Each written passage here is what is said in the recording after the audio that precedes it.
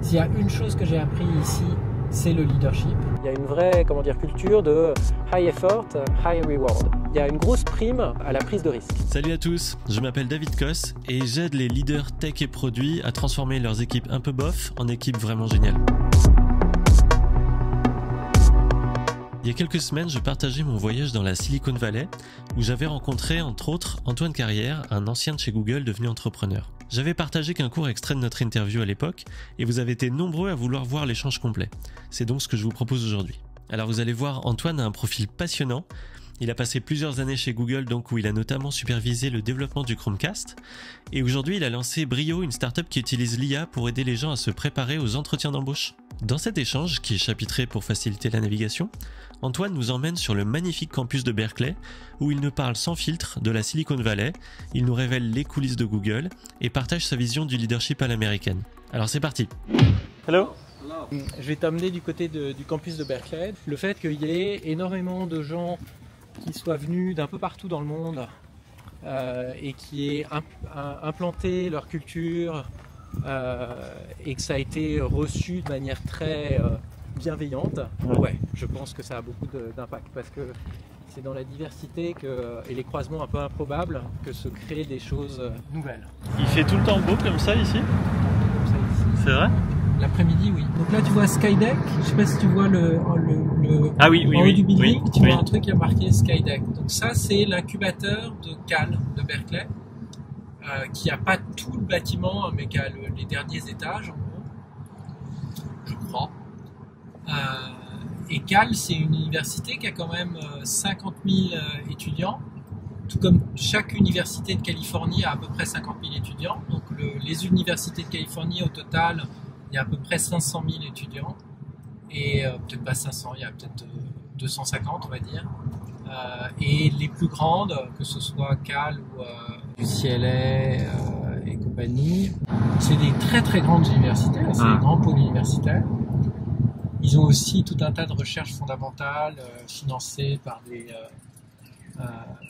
des fonds publics et des fonds privés. Et la ville de Berkeley, qui fait à peu près 150 000 habitants, son premier employeur, c'est l'université de Berkeley, et ça doit être, je crois qu'il y a à peu près 20 000 emplois liés à l'université de Berkeley. Donc si ça a 150 000 habitants, tu dois avoir à peu près 80 000 emplois, ou 100 000 emplois, un truc comme ça. Là, on est à Downtown Berkeley, et là, on va aller au campus, sur le campus. Nickel.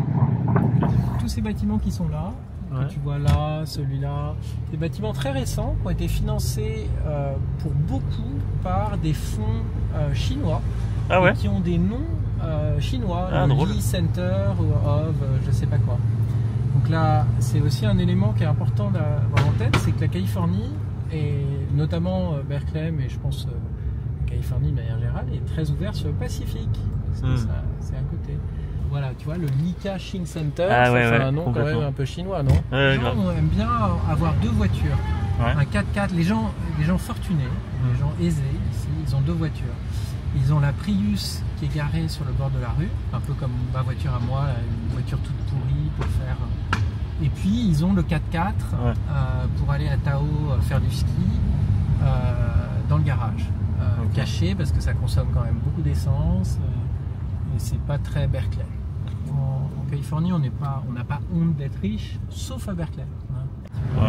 La grande différence entre les États-Unis et la France, c'est qu'aux États-Unis, il y a beaucoup d'armes à feu. Donc, des gens fous qui ont un flingue, il y en a autant que des gens fous qui ont un couteau en France. Sauf que ça fait plus de dégâts. Voilà. Puis en général, quand ils ont un flingue, c'est plutôt un AK-147. Donc là, on est en train de monter autour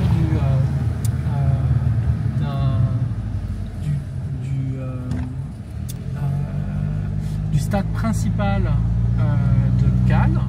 Un leader, il ne se décrète pas leader, il est décrété par les autres. Et pourquoi? Parce qu'il les inspire. Et pourquoi il les inspire? Parce qu'il leur donne l'impression que ce qu'ils font, c'est plus gros que même, c'est plus important que même. Et ça, c'est un vrai... Et tu penses pas que ça, c'est un peu la base Si t'as pas ça, tu peux pas réussir en fait. Je pense que c'est fondamental. C'est pour ça qu'on en revient toujours à cette histoire de densité de talent. Quand tu as une forte densité de talent, les plus grands leaders, ils vont être ici. Les gens les plus inspirants, ils vont être ici. Et toi, si tu as envie d'être inspiré par d'autres, tu vois, c'est vraiment il y a une histoire de... Il y a un cercle vertueux là-dedans. Bien sûr. Après, encore une fois, la Silicon Valley n'a pas le monopole des talents. Il y a des talents, il y a 7 milliards d'individus dans le monde, 8 milliards, 9 milliards, ça dépend comment on compte. Ils sont tous très bons. En tout cas, il y en a plein qui sont très bons. Et ils ne sont pas tous dans la Silicon Valley. Et il y a plein de raisons pour lesquelles les gens habitent à d'autres endroits et compagnie. Et encore une fois, la Silicon Valley aujourd'hui, elle est sursaturée sur plein de... Tu vois bien que les infrastructures n'ont pas l'air d'être particulièrement exceptionnelles. Faire en sorte d'attirer les leaders, c'est dur en France en particulier d'attirer les leaders parce que ça veut dire aussi accepter le fait qu'on n'est pas tous égaux, qu'il y a des gens qui ont une valeur plus grande pour la société, pour la collectivité que d'autres. Et ça, on a beaucoup de mal à l'accepter. Dans un pays très égalitaire, qui valorise beaucoup la redistribution, la création de richesse, qui est quand même une condition de la redistribution effective. S'il y a une chose que j'ai appris ici, c'est le leadership. Donc là, on est en train de monter dans les collines de Tilden, qui est la chaîne, les Berkeley Hills d'ailleurs, les collines de Berkeley. Donc moi je m'appelle Antoine Carrière, je suis né à Paris il y a de nombreuses années déjà. J'ai fait toutes mes études en France et toute la première moitié de ma carrière professionnelle en France. Et j'ai émigré aux États-Unis en Californie directement il y a presque 20 ans, en 2007. Voilà. J'ai toujours, depuis que je suis aux États-Unis en tout cas, j'ai travaillé que dans la tech. Avant en France j'ai fait un peu de tech et un peu de conseil, stratégie de la banque. Voilà. Qu'est-ce qu'il y a ici à la Silicon Valley d'après toi qui crée une culture, qui génère plus d'innovation, plus de créativité qu'ailleurs? Pour moi, ça tient à en fait des choses très très simples. Il y a une densité de talent ici qui est vraiment exceptionnelle, très très forte. On parlait tout à l'heure on parlait de ce temple Thaï qui est là. Il y a des gens qui viennent de partout dans le monde et qui se sentent chez eux ici. Pourquoi les meilleurs, un peu quelle que soit la définition qu'on veuille avoir de meilleurs, viennent ici? Il fait un temps magnifique, je ne sais pas si tu t'en rends compte, mais aujourd'hui c'est comme tous les jours. C'est le temps normal. Il fait beau et bon. L'après-midi, même s'il y a de la brume le matin, l'après-midi ça se dégage et il fera toujours beau. Il fait un temps magnifique. Il y avait, alors c'est moins le cas aujourd'hui, mais il y avait des endroits où s'installer pour tout le monde. Aujourd'hui, maintenant, c'est quand même très, très bouché. Tu vois, tout est construit ici. Il n'y a plus trop de place. Il y a eu beaucoup d'investissements depuis un siècle pour développer des centres de recherche ici. Donc, il y a eu l'armée qui s'est installée, l'armée américaine qui a eu qui était, tu vois, là, à gauche de ce port, il y a une presqu'île qui s'appelle Alameda, qui était une base de l'armée américaine au milieu du XXe siècle. Donc l'armée s'est beaucoup installée. Ensuite, il y a eu le développement de tout ce qui est silicone, industrie du silicone, dont le nom c'est Silicon Valley. Donc ça, c'est des années 50 en gros jusqu'à aujourd'hui. Là, on est sur le campus de Cal, qui est une université de 50 000 personnes qui fait partie donc c'est UC Berkeley, ça fait partie du système de UCs, qui est un système universitaire qui doit avoir à peu près 500 000 étudiants au total, qui est leader mondial dans tout un tas de secteurs. Un peu plus loin, tu as Stanford, un peu plus au sud, tu as UCLA, UC San Diego, donc tu as énormément de recherche. Et même au nord, University of Washington, qu'on appelle UW, comme W, s'est beaucoup développé avec Microsoft, mais ça, il y a un vrai investissement de long terme qui ne se fait pas sur 5 ans, 10 ans, mais qui vraiment date des 100 dernières années d'attirer, qui a eu pour conséquence d'attirer des talents.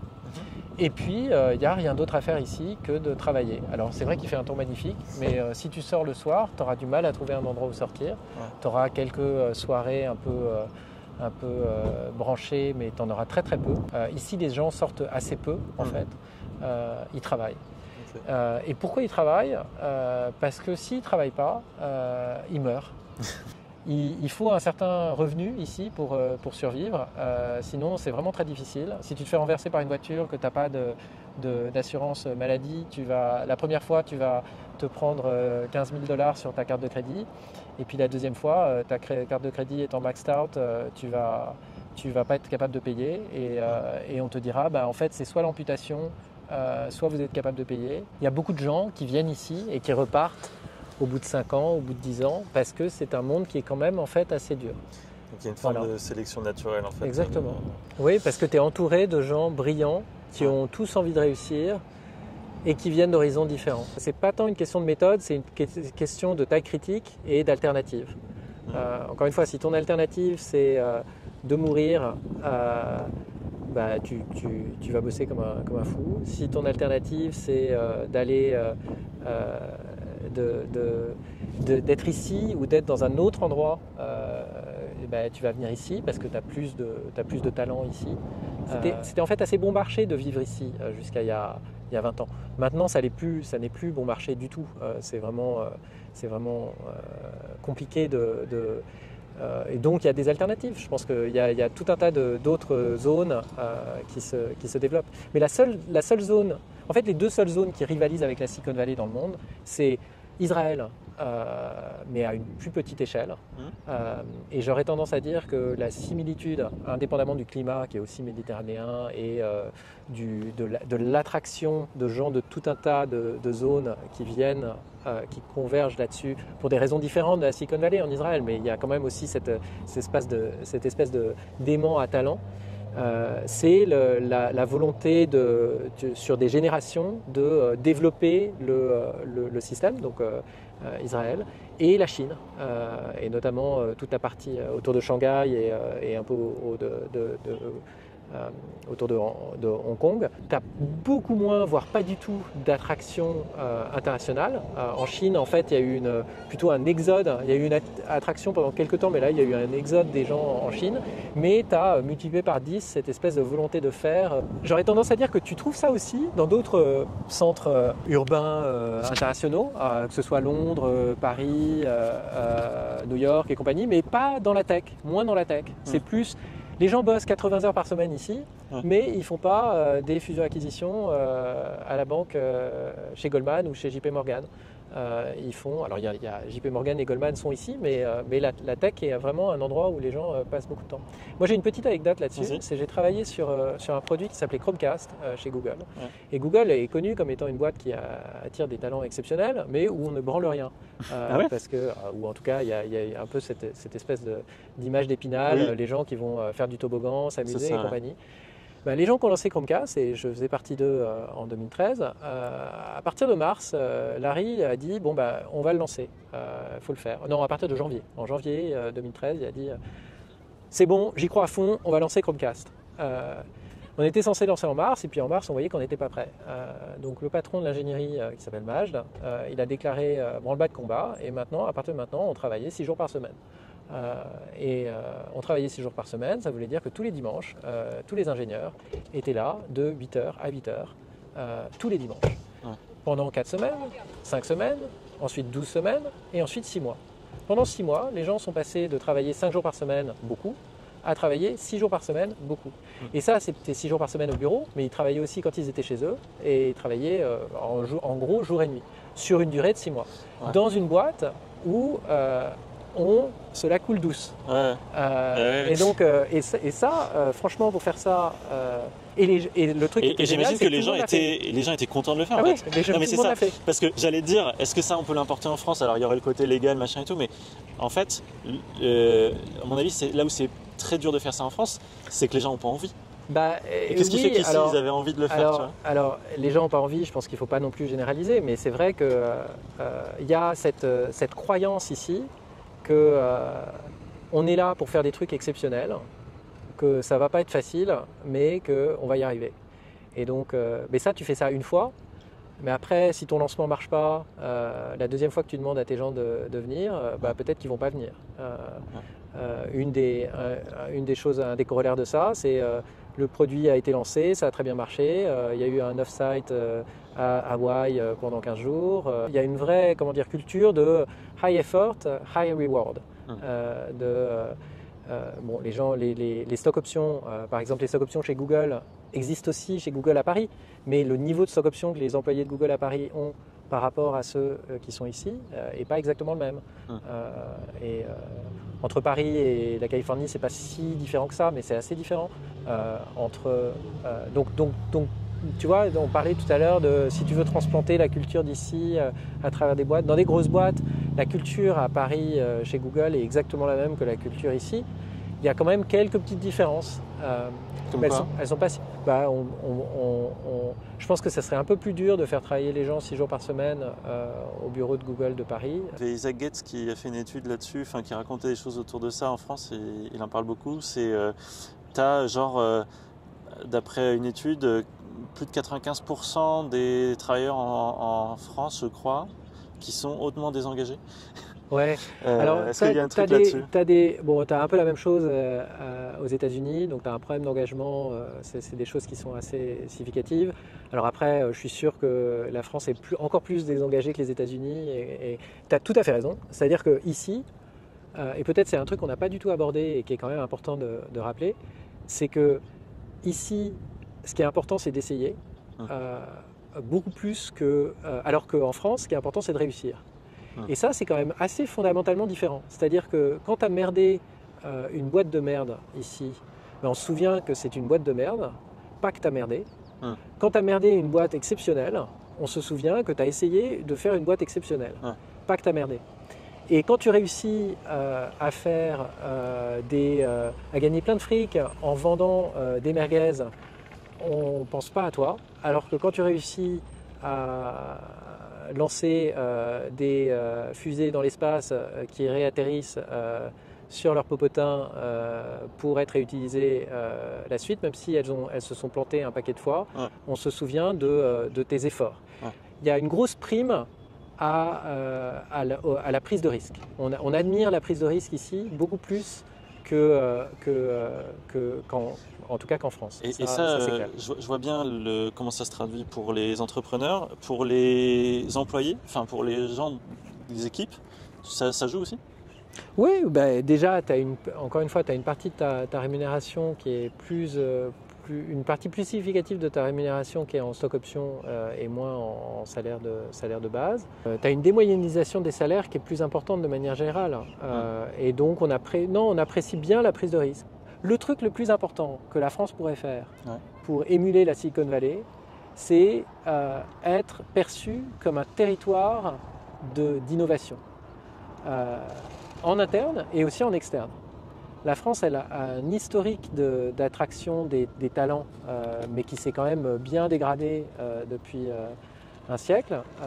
Ça fait très longtemps qu'on n'est pas le centre du monde. Donc il y a plein d'avantages à la France, mais le truc fondamental, c'est cette histoire d'attirer les talents, de mon point de vue. Et de le faire, non pas sur 3 ans, 5 ans, 10 ans, mais plusieurs générations. Tous ces gens-là, ils ne sont pas nés ici.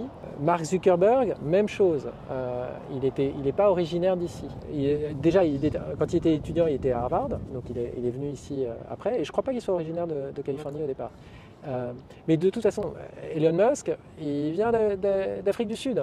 Il est passé par le Canada. Et Jeff Bezos, il était de Caroline du Sud.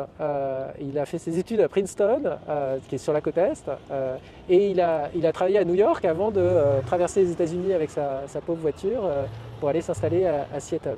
Donc cette histoire de gens qui ne sont pas d'ici, qui viennent ici pour réussir, ça c'est quand même fondamental. De toute façon, c'est un monde qui est privilégié aussi, la Californie. À part des tremblements de terre, il n'y en a pas tant que ça. C'est quand même, il fait un temps magnifique. Qu'est-ce qu'on peut importer à ton avis dans les boîtes françaises ? Tu me parlais de l'innovation. Est-ce que tu vois je te disais, ça fait attirer des gens différents, leur donner envie de venir, accepter leurs différences et valoriser les choses qu'on ne comprend pas, plutôt que de les critiquer par défaut. Je pense que ça c'est important. Écouter avant de critiquer, essayer de comprendre avant de juger. Et puis l'autre chose c'est valoriser la prise de risque. Pas forcément l'échec, mais l'échec où on apprend quelque chose. Et ça, ce que tu viens de dire, c'est des choses qui sont ici à tous les niveaux, quoi, dans les entreprises. Ouais, qu'on trouve beaucoup. Alors encore une fois, je ne veux pas non plus forcer le trait. Je pense qu'il y a aussi... Ce sont des choses qui sont assez contre nature de manière générale. Donc je pense que la Californie lutte contre cette nature humaine de ne pas valoriser la différence, tu vois, d'être inquiété et circonspect par rapport aux différences, beaucoup mieux que d'autres pays. Voilà. Merci beaucoup. Merci Antoine. Voilà, j'espère que cette discussion avec Antoine vous a plu. Si vous êtes curieux de découvrir ce qu'il fait maintenant, allez jeter un œil à Brio, sa nouvelle startup. Je vous mets le lien en description. Si vous aimez ce genre de contenu et que vous voulez recevoir chaque semaine des conseils concrets pour progresser en tant que leader tech et produit, n'hésitez pas à vous abonner. Et si vous voulez voir comment j'ai vécu mon aventure complète dans la Silicon Valley, je vous emmène découvrir les coulisses de cet écosystème unique, rencontrer des entrepreneurs passionnants et comprendre pourquoi tant de gens talentueux viennent du monde entier pour réaliser leurs rêves ici. Cliquez sur la miniature qui apparaît.